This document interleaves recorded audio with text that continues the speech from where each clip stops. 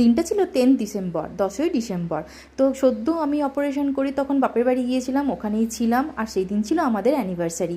কোনো কারণবশত হাজব্যান্ড যেতে পারেনি, যাওয়ার কথা হয়েছিল। বিয়ের পর এই প্রথম বছর অ্যানিভার্সারি বাপের বাড়িতে ছিলাম, তাই বোন ভাই সবাই মিলে সারপ্রাইজ প্ল্যান করেছিল। কিন্তু কারণবশত যেহেতু হাজব্যান্ড পৌঁছাতে পারেনি, সবার প্রত্যেকের খুব মন খারাপ হয়ে গিয়েছিল। কিন্তু বোন, এটা হচ্ছে আমার মামাতো বোন, কিছুতেই ও হাল ছাড়েনি। ও আমাকে সারপ্রাইজ দিয়েই ছাড়লো। হ্যাঁ, অনেক কিছু আরও নাকি ওর প্ল্যান ছিল, করার ইচ্ছে ছিল, কিন্তু করে আর হয়ে ওঠে। যেহেতু অনুষ্ঠানটাই ক্যান্সেল হয়ে গিয়েছিল, কিন্তু ওর এই সারপ্রাইজ, নিজের হাতে কেক বানিয়েছে, পায়েস বানিয়েছে, আমাকে দিয়েছে, আর আমাকে অনেক কিছু গিফটও দিয়েছিল, চকলেট, কসমেটিক্স। কিন্তু সেটার ভিডিও করেও ছিলাম, কোথায় রয়ে গেছে আমি খুঁজে পাইনি, সেটা আপনার সাথে শেয়ার করতে পারলাম না।